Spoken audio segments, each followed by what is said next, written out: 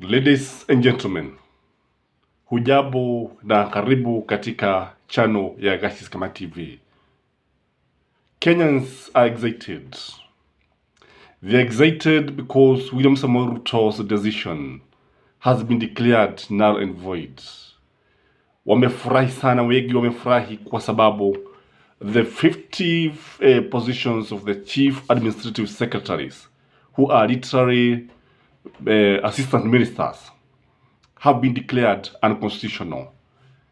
And this was good, coming at a time when William Samoei Ruto wanted to impose a heavy financial burden to Kenyans. Wakati ambapo wananchi wanalia, ndio sasa wakati yeye alikuwa anawadibikizia marafiki zake mamilioni ya pesa.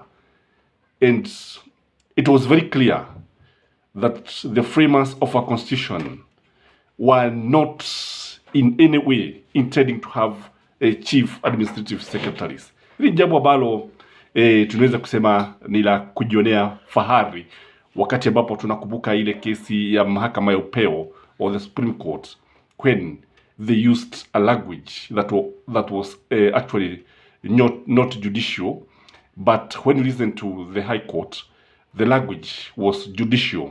The language was that of wise men. And that is why I've always opined that our country is blessed with very intelligent men and women, legal minds especially. Na unapotazama vizuri sana utaona kwamba it is a reasoned judgment, unlike that of the Supreme Court. And again, ukitazama vizuri sana utaona kwamba tofauti kabisa na ile kesi ya William Samoei Ruto na Raila Amolo Odinga, utaona kwamba hii ni kesi ambayo imepewa nafasi muhimu, na in fact there was even a minority decision that was read by the lady justice. And unapoangalia utaona kwamba William Samoei Ruto clearly shows that he doesn't have a plan. Hana mpango wote. Na if for instance, if we can have appointment of unconstitutional offices, watu ambao wanaenda kinyume na katiba, kama anaenda kinyume na katiba, ni kumaanisha kwamba the Attorney General, who is JB Muturi, is sleeping on the job, because he is there to advise the president. He's a chief government advisor, and that office leaves a lot to be desired. That is a message that is coming from the High Court of Kenya. Again, it is also very clear, because William Samoei Ruto was reminded that the president is not above the law. Just like Uhuru Muigai Kenyatta, the Superior Court pronounced itself that the president can be sued in a civil case. The only case that cannot be sued is a criminal case. Lakini sasa hii ni kesi ambapo unaona kwamba kulikuwa na hali ya kutozingatia sheria, hali ya kutozingatia katiba. Tukikumbuka ya kwamba aliapa mchana kwamba angeilinda katiba na angekuwa mwaminifu kwa Kenya na katiba, and it is the same constitution that he is trouncing. Kwa kile ambacho tunaweza kusema hapa ni kwamba William Samoei Ruto wanted to award, you cannot gift public positions to your friends, and especially to political losers, kwa sababu tunaona wengi wale ambao walikuwa pale ni watu ambao hata wengine, ajabu yenyewe ni kwamba wengine walikuwa wameshaanza kufanya kazi kinyume na ile kesi, hata wakijua vizuri sana kesi ilikuwa mahakamani, bado wengine tuliona wakijihusisha. Kwa mfano Aisha Jumwa tumewahi kumuona pale akiendelea na kazi sijui nini. Hili ni kosa kubwa sana wakati ambapo tunaona viongozi wa serikali, and I want to thank the court for humbling the executive, because the executive has been loading it on Kenyans. Na tunakumbuka vizuri sana that finance bill that actually was stopped by the same court, lakini tumeona the fuel prices going very high, and without respecting the court ruling. I don't know what they are going to do here.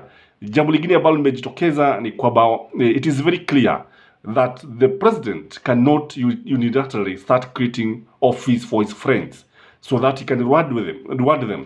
Ni jambo ambalo ndio tunajua katiba inampa uwezo wa kubuni ofisi fulani pamoja na Public Service Commission, na vile hata wakifanya hivyo, they have been reminded that you cannot do it against the constitution.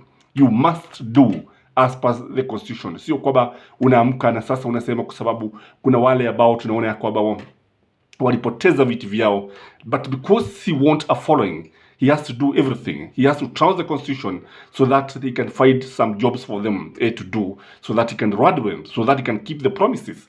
Kwa hili jambo ambalo tunaweza kusema kwamba Kenya is proud, and now in the community of nations we can be able to raise our heads high and say that at least our courts are doing something. Na tena unapoangalia utaona kwamba when you look at Ruto, the verdict is that the message to him is that he is practicing what I would call bad governance. His governance is not what you would expect. Kwamba uongozi wake una kasoro, uongozi wake una ila, uongozi wake una walakini. And governance is something that should be very, very valued in any democracy. Kwa sababu when you start seeing courts declaring some actions by the executive, na tena tuliona hata bunge lilikuwa limekataa kabisa to vet those guys because according to parliament there was no place that parliament was supposed to vet such people. Indeed, it was very clear that these people are cabinets, assistant cabinet secretaries, assistant ministers. And there's nowhere, when you read the constitution is very clear that the cabinet shall consist of the president, the deputy president, the cabinet secretaries, who shall not be, I think, is it 18, less than 18 or 15, and not more than 23. It is very, very clear. Hakuna mahali ambapo tunaona hili jambo likitajwa. And this one should be a lesson to William Samoei Ruto. Kwa sababu tulimuona ni juzi tu tuliona a political party secretary general Cleophas Malala akiapishwa na kukubaliwa kuhudhuria mikutano ya baraza la mawaziri. This is actually unconstitutional. Hii jambo ambalo halifai hata kidogo. Na vile vile tuliona even his security advisor, is it Monica Juma? Yeah. Tukaona pia akiapishwa, na ni makosa makubwa sana kutozingatia katiba.